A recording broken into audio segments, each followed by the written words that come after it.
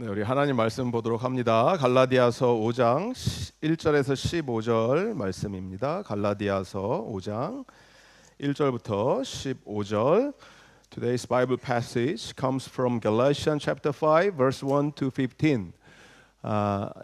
제가 한 절씩 교독하면서 읽고 영어가 편하신 분들은 영어로 읽으시면 됩니다.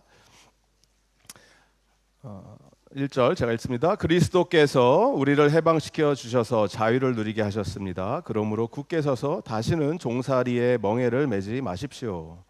나 바울이 여러분에게 말합니다. 여러분이 할례를 받으면 그리스도는 여러분에게 아무런 유익이 없습니다. 내가 할례를 받는 모든 사람에게 다시 증언합니다. 그런 사람은 율법 전체를 이행해야 할 의무를 지닙니다. 그리스도에게서 끊어지고 은혜에서 떨어져 나간 사람입니다. 그러나 우리는 성령을 힘입어서 믿음으로 의롭다고 하심을 받을 소망을 간절히 기다리고 있습니다. 그리스도 예수 안에서는 할례를 받거나 안 받는 것이 문제가 되는 것이 아닙니다. 가장 중요한 것은 믿음이 사랑을 통하여 일하는 것입니다. 여러분은 지금까지 잘 달려왔습니다. 그런데 누가 여러분을 가로막아서 진리를 따르지 못하게 하였습니까? 그런 꾀문 여러분을 부르신 분에게서 나온 것이 아닙니다. 적은 누룩이 반죽 전체를 부풀게 합니다. 나는 여러분이 다른 생각을 조금도 품지 않으리라는 것을 주님 안에서 확신합니다. 그러나 여러분을 교란시키는 사람은 누구든지 심판을 받을 것입니다. 형제자매 여러분, 내가 아직도 할례를 전한다면 어찌하여 아직도 박해를 받겠습니까? 그렇다면 십자가의 거리낌은 없어졌을 것입니다. 할례를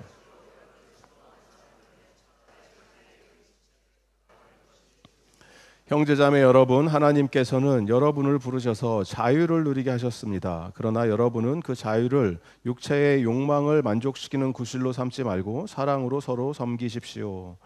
모든 율법은 내 이웃을 내 몸과 같이 사랑하여라 하신 한마디 말씀 속에 다 들어 있습니다. 우리 함께 읽습니다. 그런데 여러분이 서로 물어뜯고 잡아먹고 하면 피차 멸망하고 말 터이니 조심하십시오. 아멘. 네, 나에게 믿음이 생겼다는 뜻은 어려운 사람도 사랑할 수 있다는 뜻이라는 제목으로 하나님의 말씀을 함께 나눕니다. 우리 말씀 나누기 전에 잠깐 기도하도록 하겠습니다. 하나님 아버지 감사합니다. 거룩한 주일 주님의 자녀들 불러주시고 모아주시고 한 자리에 모여서 주님을 예배하고 찬양하고 말씀을 들을 수 있게 해주시니 감사드립니다.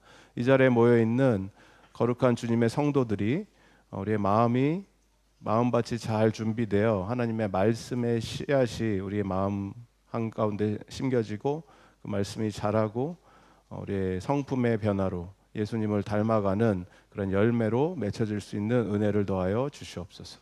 감사하며 예수님의 이름으로 기도합니다. 아멘. 7월 첫 번째 주죠. 2025년 반이 넘어갔습니다. 시간이 어떻게 가는지 모르겠습니다. 그리고 어김없이 또 방학이 시작이 되었죠. 우리 부모님들 굿럭 굿럭 with you. 아이들 방학 동안에 집에서 데리고 있는 게 쉬운 일이 아니죠. 여러 가지 전쟁을 치르셔야 될 텐데 다른 것보다 뭐 이렇게 다른 거에 투자하지 마시고 아이들과 함께 저녁 시간을 같이 보내시고 식사를 같이 하는 게 참 중요한 것 같아요. 밥을 아이들과 같이 먹는 거. 따로 뭐 배고픈 사람 먼저 먹고 따로따로 먹는 것보다 어제 저희 집 보니까 우리 사모님께서 저녁 식사를 4번을 차렸어요. 4번을. 다 뭐 각자 먹는 시간이 달라져서 그랬죠. 뭐 제 잘못이 크죠. 제가 빨리 집에 들어갔어야 되는데.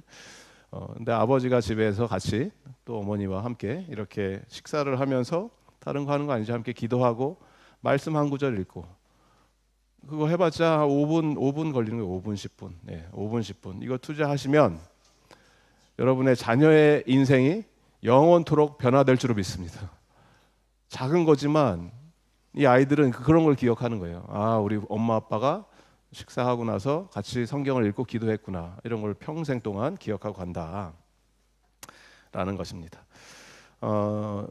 이제 이쯤 되면은 이제 저희 교단에서 여러 가지 그 지침이 내려오고 어떤 통계 같은 것들이 보이기 시작합니다. 그래서 올 한 해도 우리 교회 통계를 지금 이렇게 보시면은 꽉 찼죠, 본당이. 그래서 매주 오시는 분들이 한 150명에서 170명 사이 왔다 갔다 하시면서 매주 출석을 하십니다. 그런데 더 놀라운 건 뭐냐면 비지터, 이렇게 방문하시는 분들의 숫자가 그거랑 비슷해요. 매년 한 번 오셨을 때 저희들이 방문객으로 체크를 하시잖아요. 그분들이 한 150명에서 180명 이렇게 기록이 되는 걸 보면서 안 믿는 거죠. 처음엔 이렇게 많이 오신다고요. 근데 새가족부나 이렇게 여쭤보면은 그 정도 오신다라는 거. 매주 뭐 2분, 3분씩 이렇게 방문을 하시고 타주에서 오시든지 한국에서 오시든지 예배를 드리러 오시는 분들의 숫자가 그렇다라는 거죠. 그러다가 이제 정착하시는 분들도 계시고 새가족으로 등록을 하시고 교육을 받으시는 그런 분들이 많이 계세요. 그래서 너무 얼마나 감사한지 모릅니다. 그 중에서 정말 목회자로서 의미가 있고 감사한 것들은 어떤 게 있냐면 예수님을 처음 믿으시는 분들이 꽤 많이 오세요. 꽤 많이. 처음 믿는 게 아니고 교회를 처음 오시는 분들이 꽤 많이 오세요. 저는 머리털 나고 교회를 처음 왔습니다 이러면서 교회를 들어오시는 분들이 너무나 신기하죠. 여러분들이 전도도 안 했는데 전도를 안 하는데도 그렇게 오시는 거예요. 그러니까 하나님이 불쌍히 여겨주시는 것 같아요. 우리 교회를 너 전도를 안 하니까 내가 보낸다 하면서 이런 분들이 오시는 거예요. 그래서 얼마나 감사한지 모르겠어요. 전도를 하지 말라는 얘기가 아닙니다. 열심히 하셔야 됩니다. 열심히 나가셔서 복음을 전하셔야 돼요. 그런데 이렇게 들어오시면 이제 복음을 전하죠. 얼마나 감사한 게 뭐냐면 이분들이 복음을 듣고 변화되는 모습이 보여요. 많은 경우 삶이 변화가 되고 나 이제 예수라는 분을 좀 믿어볼랍니다. 교회 생활을 좀 해볼까 합니다. 이런 걸 보면서 옆에서 이렇게 믿음의 성장이 이루어지는 모습을 보면은 목회자로서 참 너무 감사하고 행복하고 감격스러운 순간이다라는 겁니다. 지난 3년이 지났죠. 제가 여기 우리 교회 온 지 3년이 되면서 처음 제가 들어왔을 때 오셨던 분들 중에서 예수님 처음 믿으시고 신앙생활 열심히 하시면서 믿음이 성장되는 모습을 보면은 먼저 된 자가 나중되고 나중된 자가 먼저 되는 모습이 보여요. 눈에 선이 보이는 거예요. 나중에 믿었는데 예수님을 한 50년 믿으신 분들보다 믿음이 더 좋은 경우가 있다고요. 보면 그런 게 보면 하나님의 이 말씀이 정말 하나님께서는 은혜를 베풀어 주실 때 그 갈망하는 자들, 사모하는 자들 아낌없이 베풀어 주시는 것을 보면서 저와 여러분 우리 모두 그 하나님의 은혜를 누구보다 갈망하고 사모할 수 있는 우리 모든 믿음의 성도님들 되기를 예수님으로 축복드립니다. 원하는 만큼 내가 간절히 간구하는 만큼 하나님이 부어주시는 거예요. For those people who are desperate for God's blessing in their life, God, I need you. I want you more and more. And He will pour out His Spirit upon you. That's what you gotta do. Father, please have mercy on me. I need your Holy Spirit in my life. And God is generous. He pours out His Spirit upon us. Amen. Ali, are you with me? Are you using it? Yes, that's good. Yeah. 우리 교회 이제 다민족 식구들도 오고 영어만 하는 분들도 오세요. 한국말 전혀 못 알아듣는 분들도 오셔서 신기하게 그러니까 영어로도 제가 어쩔 수 없이 해야 되는 거예요. 그래서 이해해 주시면서 복음이 들어갈 수 있도록 배려하고 서로 사랑하는 그러한 믿음의 공동체가 되기를 바랍니다. 초신자분들이 이렇게 오셔서 예수를 믿게 되면은 너무 감사함과 동시에 그냥 무조건 잘 믿는 건 아니죠. 처음에 믿음이 조금씩 생기면서 이제 의심을 하죠. 이게 맞나? 내가 이게 성령이라고 하는 게 정말 하나님 말씀이 맞아?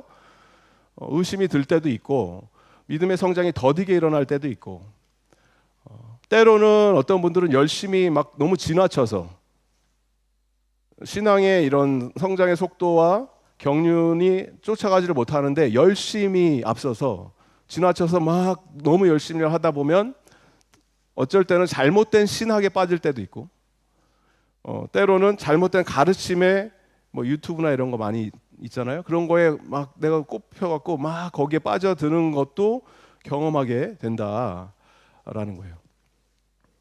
많은 경우 이 처음 내가 예수를 믿었을 때는 그 막 뜨겁잖아요. 감격이 뜨겁고 막 세상이 막 다 뒤집어질 것 같고 예수님 당장 내일 오실 것 같고 그런데 그렇게 하나님이 일하시진 않죠. 마치 뚝배기가 천천히 끓어오르지만 계속 뜨겁게 가는 것처럼 냄비처럼 우리의 신앙이 되는 것이 아니고 뚝배기 같이 그렇게 되는 것처럼 믿음이 점진적으로 발전할 때가 있다라는 거예요.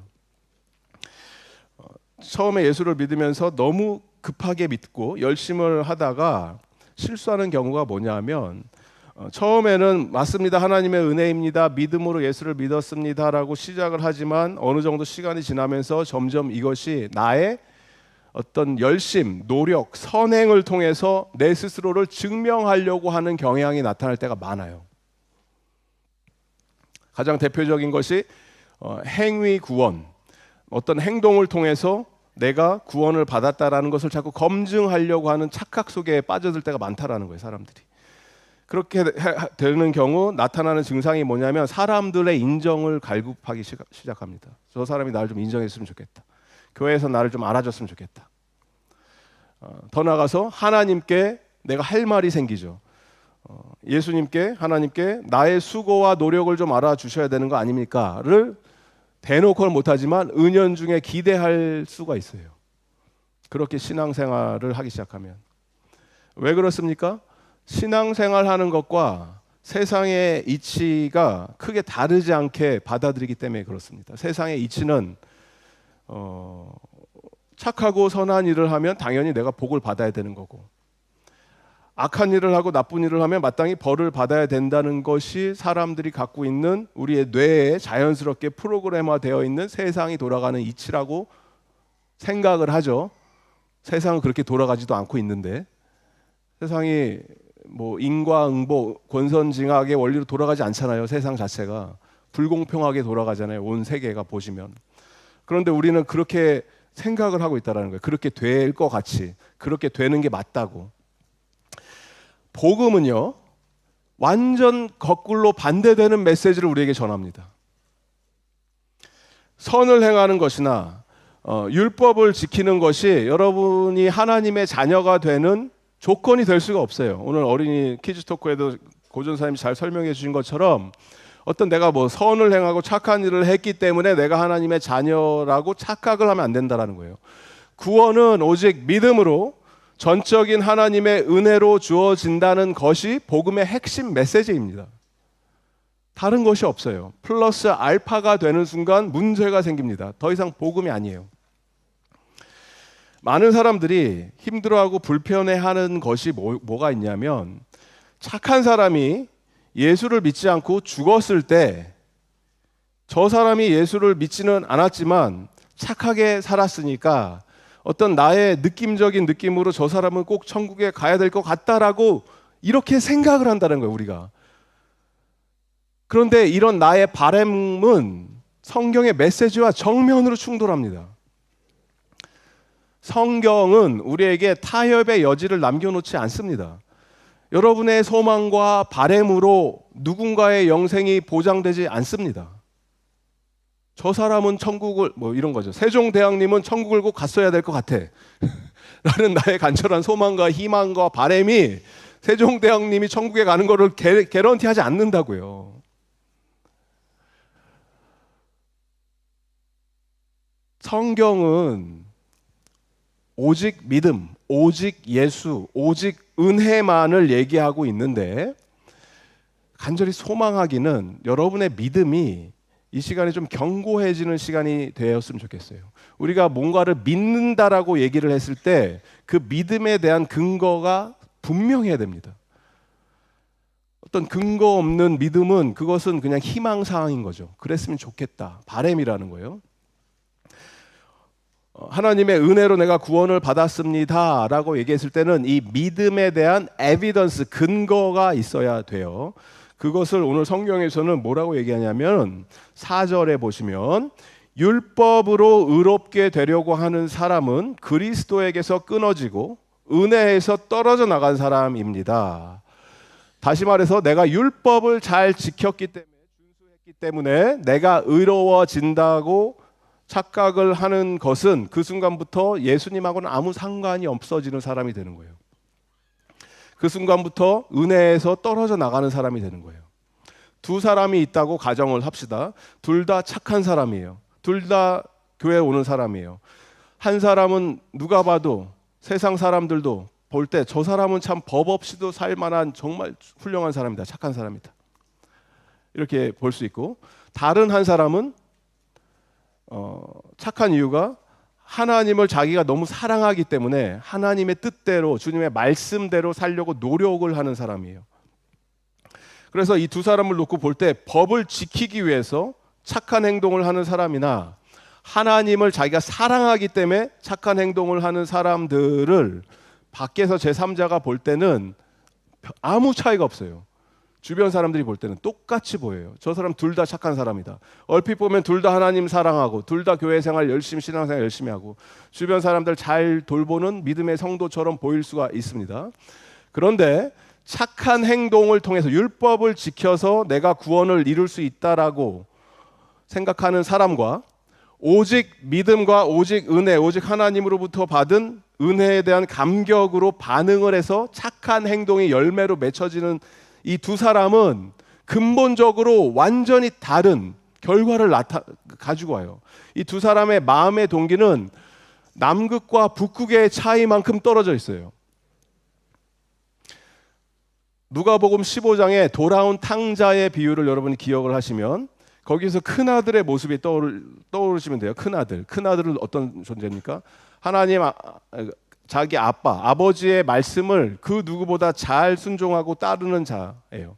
동네 사람들이 이 큰아들의 모습을 봤다면 저 큰아들은 자기 아빠의 말을 정말 언제나 순종하고 잘 따르고 자기가 해야 될 일을 시키는 대로 다 한다. 묵묵히 감당한다. 역시 장남은 다르다. 믿음직해 보인다라고 동네 사람들 생각했을 겁니다. 그런데 누가복음 15장에 나오는 그 돌아온 탕자의 이야기를 여러분 기억을 하시면 이 둘째 아들은 동네 사람들이 볼 때 항상 아버지의 마음을 무너뜨리고 힘들게 하고 불순종하고 망나니 같은 인생을 하는 나쁜 아들로 보였을 거라는 거예요. 하지만 성경은 이 이야기를 통해서 우리에게 말하고 싶은 게 뭐예요? 이 두 아들 중에서 누가 정말 아버지의 사랑과 은혜를 크게 경험했냐? 누가 믿음으로 반응했는가를 우리에게 질문을 던지고 있죠. 하나님 아버지의 이 크신 은혜와 사랑을 깨달은 자가 큰아들 같이 살다가 하나님 아버지의 사랑과 은혜를 그냥 피상적으로, 그렇지, 아빠는 나를 사랑하지, 나를 좋아하지, 내가 아빠 말을 열심히 잘 듣고 순종하면 아버지는 나한테 보상을 해줄 거지 라고 생각하다가 그러한 보상이나 어떠한 대가가 지불이 되지 않으면 이 큰아들은 이렇게 얘기를 할 거예요. 아버지, 제가 아버지를 위해서 순종하지 않았습니까?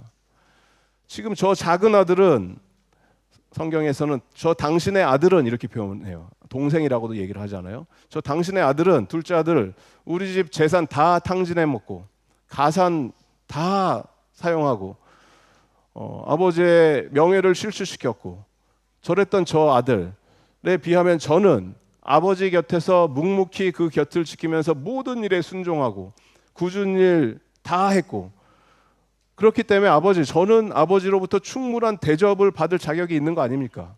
아버지의 유산 내가 다 받아야 되는 거 아닙니까? 이렇게 얘기할 수가 있다는 거예요. 큰아들은 자기가 그렇게 살아왔으니까. 반면에 이 작은 아들은 아무 할 말이 없죠. 무슨 말을 하겠어요? 자기가 아버지 앞에서. 아버지 앞에 무릎을 꿇고 가슴을 치고 눈물을 흘리고 용서를 구해서 그 하나님 아버지의 사랑과 은혜를 경험을 하게 됐어요. 여기서 여러분에게 스스로에게 질문을 하시라는 거예요. 나는 하나님 아버지 앞에 어떠한 모습으로 나와 있는가? 나는 큰 아들인가? 나는 작은 아들인가? 하나님께 내가 할 말이 있으면 여러분 큰 아들이에요. 반면에 하나님 앞에서 아무런 저는 말을 할 게 아무것도 없습니다. 그냥 엎드려서 회개하고 눈물 흘리고 있다면 여러분은 작은 아들인 거죠. 그러니까 내가 이 죄인이 결국은 내가 죄인이냐 아니냐 이거를 인지하는 거거든요. 내가 죄인이라고 믿어지는 이 믿음은 내가 극악무도한 엄청난 범죄를 저질러서 깨달아지는 게 아니에요. 죄인이라는 이 찔림은 성령님이 여러분의 인생에서 작업이 들어가실 때 내가 이것이 어느 순간 그렇지 나같이 이러한 최악의 인간 말종이 없구나, 나 같은 인간 쓰레기가 없구나가 깨달아지는 게 은혜라는 거예요. 이건 인간이 할 수가 없습니다. 사람들이 뭐 정죄한다고 당신 죄인이야, 당신 그렇게 살면 안 돼 이런다고 깨닫는 게 아니에요. 오직 어떤 결과로 이루어집니까? 성령님께서 우리의 형편을 아시고 찾아오셔서 역사하실 때 이것이 이해가 된다라는 거예요. 5절의 말씀 우리 다 같이 한 목소리 읽습니다. 시작. 그러나 우리는 성령을 힘입어서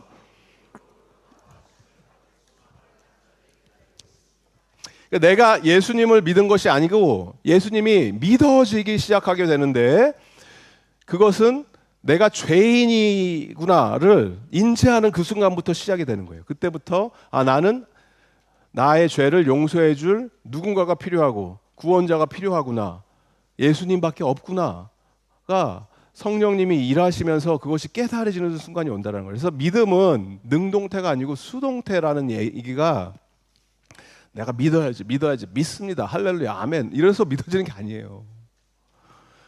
어느 순간 믿어지기 시작하는 거예요. 믿어지기. 이게 믿어지네. 왜 믿어지지? 누군가에게 성령 충만한 자들에게. 여러분 성령 충만하시기 바랍니다. 성령의 도우심이 아니면은 안 돼요. 반면에 성령님이 오셔서 일을 하기 시작하면 내 안에 작은 겨자씨 같은 믿음이, 작은 씨앗, 지금 하나도 보이지 않는 작은 믿음이 떨어지면 그때는 소망의 근거가 생기는데 그 소망의 이유는 예수님이 내 인생에 찾아오셔서 우리를 죄와 사망과 죽음의 권세로부터 건져내시는 것이 남의 이야기가 아니고 나의 스토리가 되기 때문에 그래요. 죄는 우리를 노예의 신분으로 묶어놓습니다.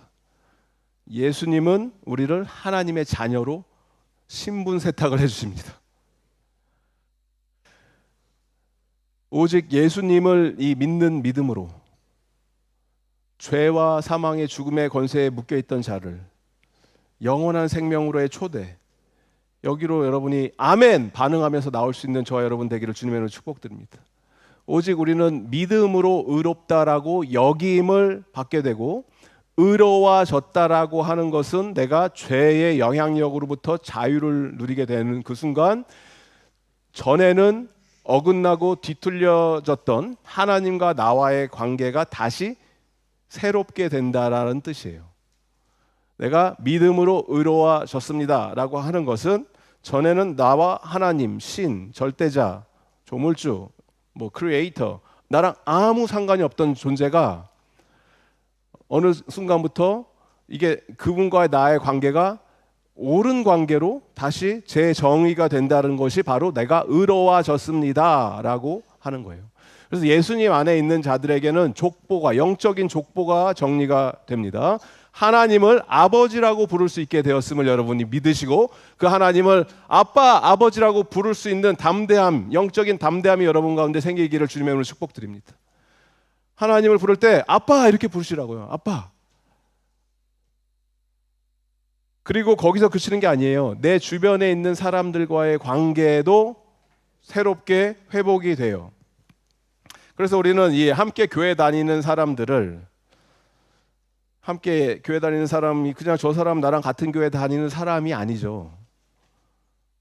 함께 다니는 이분들을 우리는 뭐라고 부릅니까? 저분은 나의 형제이십니다. 나의 자매이십니다. 하나님 나라의 가족이 됐죠. 우리는 한 패밀리가 된 거예요. 그래서 의로워졌다라고 얘기를 했을 때는 모든 관계의 문제가 해결이 돼야 됩니다. 하나님과 나와의 관계 문제가 해결이 되면 반드시 이것은 내 주변에 있는 사람들과의 관계의 개선으로 이어질 수밖에 없어요. 이게 안 되면 다시 여러분 점검하셔야 돼요. 나와 하나님과의 관계가 지금 맞나 이게? 왜냐하면 그 결과는 내 주변에 있는 사람들의 관계로 이어지기 때문에 그래요. 그래서 누군가와 이 관계가 개선이 되고 저 사람과 내가 사이가 틀어졌는데 지금은 이제 조금 나아진다라고 했을 때 그 상대방을 그냥 무조건적으로 내가 용서하고 용납하고 다 품어줍니다. 그런 걸 얘기하는 게 아닙니다. 그런 게 관계 개선이 이루어지는 방법이 아니에요. 어떤 현상이 이루어져야 되냐면 그리스도 안에서 가장 중요한 것은 겉으로 어떻게 드러나는 그런 모습들이 아니라 6절의 말씀 보시면 믿음이 사랑을 통해서 일하는 순간, 그러니까 우리가 나는 믿음이 있습니다. 예수님을 믿습니다. 하나님을 믿습니다라고 이렇게 입술을 고백을 하지만 그것이 어떻게 확증이 되냐면 이 믿음이 사랑이라는 형태로 드러나기 시작한다라는 거예요. 그러니까 예수님을 믿으면 내가 예수 그리스도를 진심으로 믿고 따르면 그 나의 삶을 통해서 예수님의 사랑이 어떻게 됩니까? 주변으로 흘러가게 돼요. Only faith working through love. 그러니까 내가 믿음이 있습니다. 그런데 난 사랑이 없습니다. 그러면 믿는 게 아니라고요. 나 하나님 믿습니다. 그런데 나는 전혀 누군가를 사랑하지 않아요. 사랑할 수가 없어. 저 인간은 나 절대 사랑하지 못한다. 그러면 여러분 죄송하지만 믿는 게 아니에요. 하나님을 믿는 게 아니라고요. 여러분 지금. 여러분의 믿음을 점검하셔야 돼요. 14절 말씀 우리 다 같이 한 목소리로 읽습니다. 시작. 모든 율법은 내 이웃을 내 몸과 같이 사랑하여라 하신 한마디 말씀 속에 다 들어 있습니다. 그래요? 저게 모든 율법이 그런 거예요? 예수님한테 누가 와서 물어보잖아요. 가장 위대한 율법이 뭡니까? 계명이 뭡니까? 그랬더니 예수님이 대답하시기에 뭐라 그러세요? 하나님 사랑해라 이렇게 하잖아요. 하나님. Love your God with all your heart, mind and soul. 그런 다음에 하나 더 붙이죠. Second is this. Love your neighbor as much as you love yourself. 내 이웃을 내 몸과 같이 사랑해라. 이렇게 얘기를 하셨거든요, 예수님이. 우리가 이 율법이라고 하는 것을 지킨다고 했을 때 바울이 갈라디아에 있는 성도들이 율법을 지켰냐 안 지켰냐에 따라서 믿음이 있냐 없냐, 너는 정말 구원 받았냐 안 받았냐를 뭘로 이 사람들을 증명을 하려고 했습니까? 겉으로 드러나는 모습. 그게 뭐예요? 할례. 남자들 폭영수술을 통해서 폭영수술을 했어? 그러면 너는 하나님의 사람이야. 안 했네? 그러면 너는 아직 구원받지 못해. 이거를 겉으로 드러나는 이러한 율법적인 겉모양을 통해서 뭔가를 막 자꾸 확인하려고 하니까 그게 율법의 내용이 아니다를 얘기하는 거죠. 율법의 내용은 뭐냐라고 했을 때 율법의 내용은 이거예요. 하나님을 사랑하라예요. 하나님을 사랑하라. 하나님의 성품과 속성과 하나님의 모든 그 지혜가 녹아져 있는 것이 이 율법이라고 하는 건데, 구약 성경, 율법을 해서 헷갈리시는 것 같은데 그냥 구약 성경을 얘기하는 거예요. 구약인데 거기 하나님의 모든 게 다 녹아져 있는데 그것을 하나님을 사랑하는 것뿐만이 아니라 이거를 통해서 열매로 맺혀지는 게 뭐라고요? 이웃 사랑이라는, 이웃 사랑. 그러니까 율법을 압축하고 엑기스만 뽑아내면 한 말씀의 단어로 표현하면 사랑이에요, 사랑. 이웃을 사랑이래요, 이웃을 사랑. 사랑을 하는 데 있어서 나 혼자 사랑할 수가 없잖아요. 나 혼자 그럼 나르시시스가 되는 거죠. 나는 나만 사랑해. 나는 내가 너무 좋아. 그러면 자기 애가 너무 충만한 거죠. 그거는 잘못된 사랑이죠. 근데 누구를 사랑하고요? 내 옆에 있는 사람을 사랑해라. 내 이웃을 너가 너를 사랑하는 것처럼 사랑해라. 그게 성경의 전부예요. 성경을 복잡하게 이해하실 거 없어요. 성경의 메시지는 단 하나예요. 사랑해라, 사랑해라. 하나님의 영광, 하나님의 위대하심, 하나님의 존귀하심, 하나님의 거룩하심, 이 모든 위대한 것들이 언제 드러나냐면 내가 내 옆에 있는 사람을 사랑할 때 드러나는 거예요. 사랑하는 순간 복음의 능력이 폭발적으로 나타나기 시작합니다. 질문을 드립니다. 여러분이 여러분의 인생 가운데 삶 속에서 나를 정말 힘들게 하고 괴롭히고 정말 저 사람 얼굴도 보기 싫다, 꼴 보기 싫다 이런 사람이 없으시겠지만 여러분은 다 천사 같은 분들이기 때문에 불편한 사람이 있을 수는 있죠. 불편한 사람을 한번 떠오르시기 바랍니다. 자꾸 남편 생각하고 그러시면 안 되고 인생에서 불편한 사람들이 있을 거 아니에요. 불편한 사람, 싫은 사람, 그런 사람 막 한번 생각해 보세요. 그러면 그 사람을 여러분이 용서하는 게 쉽습니까? 사랑하는 게 쉽습니까? 용서하는 게 어려운 걸까요? 사랑하는 게 어려운 걸까요? 헷갈리시죠? 어떻게 해야 될지. 둘 다 하기 싫죠? 절대 용서할 수 없어. 사랑은 말도 안 된다. 사랑이 훨씬 어렵죠. 사랑하는 게. 용서는 그 상대방의 잘못을 내가 용서한다. 잊어버릴게.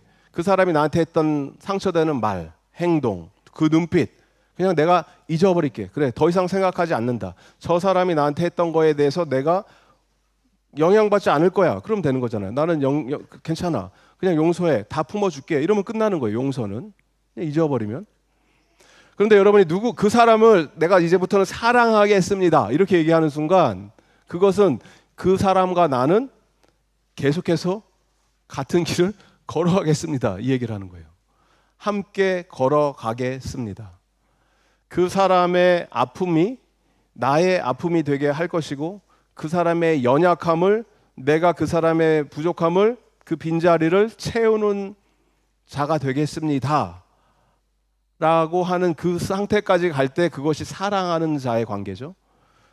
여러분의 가족이 그런 거 아니에요? 여러분 남편과 아내가 저 사람의 연약함, 부족함, 빈 공간을 내가 채우겠습니다.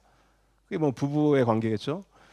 자녀와 부모의 관계 말할 것도 없죠. 우리 아이들이 참 연약하고 힘들고 좀 이런 것들을 부모는 뭐예요? 채워주는 거죠. 채워주죠. 근데 우리가 그거를 막 엄청난 희생이다 뭐 이렇게 표현하지 않잖아요. 그거를 사랑이다고 표현을 하잖아요. 부모님들이 애들한테 내가 너를 위해서 얼마나 큰 희생을 했는지 아냐 이렇게 얘기하면 좀 이상한 거죠. 나는 너를 사랑해 라고 하니까 다 해주는 거잖아요. 사랑이 그런 거예요. 그런데 가까운 사이들 뿐만이 아니라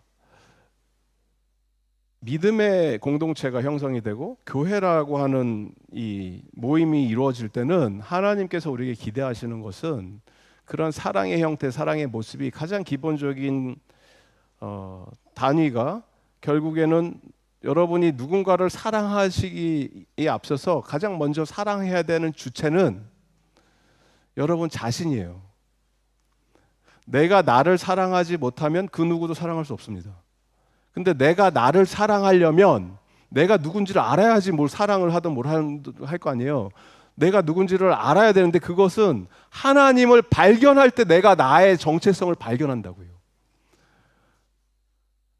그러니까 하나님을 향한 사랑이 커지면 커질수록 나는 나의 정체성이 더 선명해지고 나를 스스로 사랑할 수 있게 되고 나를 통해서 하나님으로부터 사랑이 흘러가게 된다.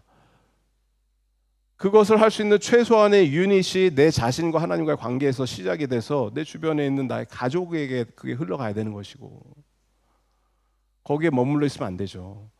인간적인 사랑으로도 충분히 그 정도는 하죠. 누구나. 하지만 예수 그리스도의 사랑이 들어오는 순간 그것은 공동체로 가야 된다는 거예요. 공동체. 교회, 여러분의 그 식구들, 이 교회 식구들, 형제 자매들에게. 13절의 말씀 우리가 다 같이 다시 한번 읽어볼까요? 13절 시작. 형제 자매 여러분, 하나님께서는 여러분을 부르셔서 자유를 누리게 하셨습니다. 그러나 여러분은 그 자유를 육체의 욕망을 만족시키는 구실로 삼지 말고 사랑으로 서로 섬기십시오.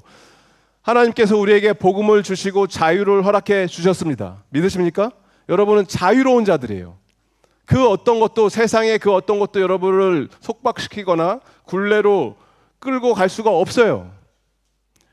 왜냐하면 우리는 이미 자유를 누리는 자들이기 때문에.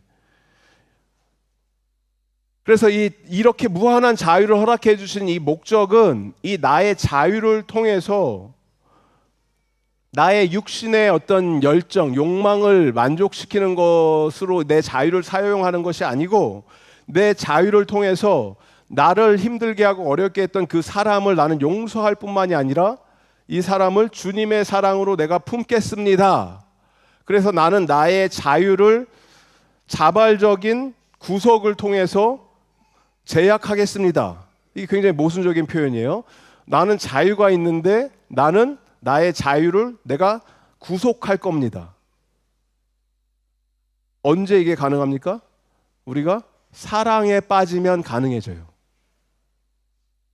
지금 여러분이 그렇게 살고 있어요. 여러분의 인생 속에서 식구들이, 가족들이, 남편이, 아내가, 나는 무한한 자유가 있지만 나는 나의 자유를 제한시키잖아요. 왜?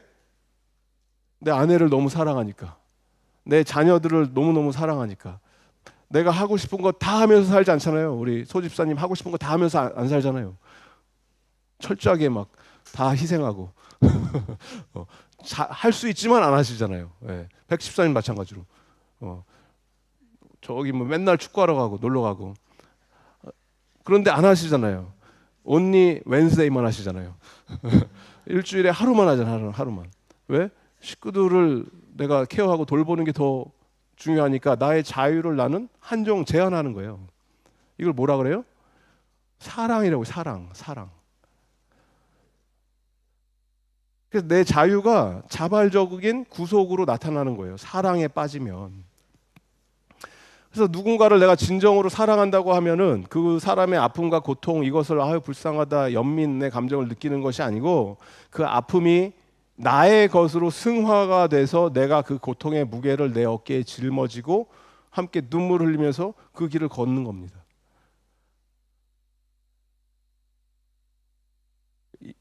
한 영혼이 겪을 수 있는 가장 큰 고통과 아픔의 그 무게는 뭐 육신의 질병, 고통, 아픔, 뭐 경제적인 위기, 뭐 신분의 문제, 이런 고통이 아니에요. 사람들과의 관계, 뭐 저 사람과 내가 관계가 틀어졌습니다, 나 힘듭니다, 그런 게 아니에요. 한 영혼이 고통받을 수 있는 가장 큰 무게가 무거워지는 순간이 언제냐면, 죄로 인해서 하나님과 나와의 관계가 단절되는 순간이에요.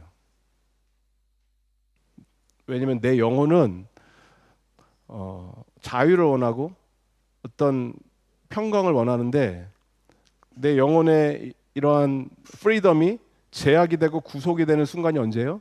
죄가 들어와서 나를 구속시키는 순간 하나님과 나의 관계가 단절이 되죠. 그러면 예수님께서 이 땅에 오셔서 저와 여러분을 위해서 행하셨던 일이라는 것이 뭐냐면, 내가 그렇게 단절된 상태에서, 이걸 죽음이라고 얘기하는 겁니다. 죽음을 겪어야 되는 나의 죄의 결과가, 그 고통의 무게를 예수님이 사랑하셨기 때문에 저와 여러분을, 그걸 내가 내 어깨에 짊어지겠다, 자신의 어깨 위에 짊어지시고 십자가로 향하셔서 피를 쏟으시고 몸이 부서지는 고통을 느끼시면서 우리에게 다가오신 것이 하나님의 사랑, 예수 그리스도가 저와 여러분을 위해서 행하신 일이라는 거예요. 이걸 믿으십니까? 이게 예수님이 우리가 예수를 믿는다는 게 예수님 너무 날 사랑하고 너무 좋아, 이런 게 아니에요. 예수님이 뭘 했는지를 알아야 될 거 아니에요. 우리를 위해, 나를 위해서. 자기의 모든 피를 쏟으시고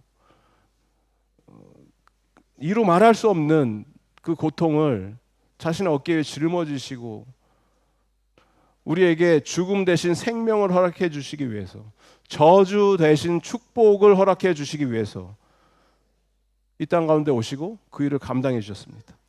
그리고 그것을 우리가 기억하고 기념하는 것이 조금 이따가 할 성찬식인 거예요. 성찬식. 예수님께서는 이 십자가의 사랑을 통해서, 또 부활의 영광을 통해서 하나님께서 우리를 얼마나 끔찍히 사랑하시는지를 확증시켜 주셨습니다. 그 사랑의 확증을 받으시고 다시 한번 사랑을 경험하시고 예수님의 믿음과, 예수님을 향한 믿음과 그 은혜에 감동에 녹아져 내려서 하나님 앞에 아빠, 아버지라고 달려나갈 수 있는 저 여러분 되기를 바랍니다. 그러면 그때부터는 내가 그 사랑을 마음껏 경험하면 여러분 주변에서 있는 그런 불편한 관계들 여러분 해결하시기 바랍니다. 몰라요. 저는 뭐 어떤 불편한 관계가 있는지 여러분 인생 가운데 없는 사람이 있겠습니까? 다 있지. 다 있을 거예요. 그거를 그냥 그렇게 갖고 가지 마시라는 거예요. 풀으셔야 돼요. 나에게 믿음이 있다는 얘기는 내가 사랑할 용기가 있습니다. 내 힘으로는 내가 사랑할 수 없지만 성령님이 능력을 주시면 내가 할 수 있을 것 같습니다. 주님 도와주세요. 나가는 거예요. 손길을 뻗치는 거예요. 그 대상에게. 그게 여러분의 뭐 불편한 관계에 있는 또 부모님과 자녀의 관계가 될 수도 있죠. 부모님과의 관계를 어려워하시는 분들도 꽤 많더라고요. 뭐 저도 쉽지는 않죠. 저희 부모님하고의 관계가. 저는 제 생각해 보니까 15살 때 호주 왔거든요. 제가 15. 그러니까 지금 40, 뭐 6, 7 뭐 이렇게 되니까 30년 넘게 30년이라는 세월을 넘게 떨어져 사는 거예요, 부모님하고. 그래서 잘 몰라요, 제가 지금 저희 부모님을 저희 아버지를 잘 몰라요, 제가.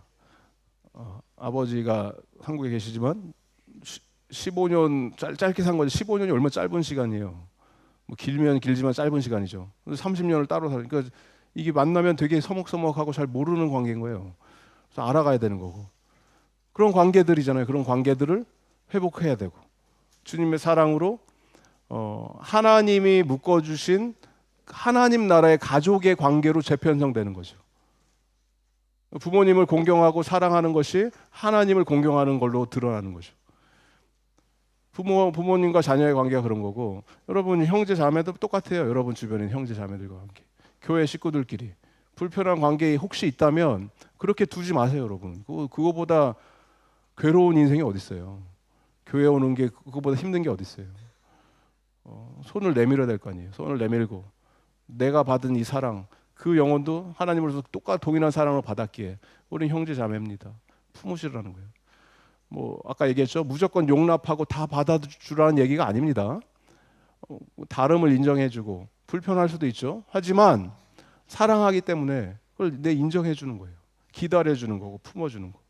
그럴 때 이 공동체가 하나님이 보시기에 정말 거룩하고 아름다운 생명의 공동체로 그렇게 누가 봐도 저 공동체는 하나님의 사랑이 흘러넘치는구나를 경험하고 하나님의 은혜가 여러분의 인생을 통해서 흘러가게 될 줄 믿습니다. 전도가 그거예요. 전도가 다른 게 전도가 아니에요. 이걸 보는 거예요. 밖에 있는 외부 사람들이 이런 걸 보면서 저 뭐지? 왜 저렇게 살지? 저 사람들이 저게 어떻게 가능해지를 보는 거예요. 나를 위해서 흘리신 보혈과 부서져 버린 예수 그리스도의 몸을 기억하면서 우리가 다 함께 성찬의 자리로 나갈 수 있는 저 여러분 되기를 바랍니다. 이 시간에 우리 찬송가 151장 함께 찬양하면서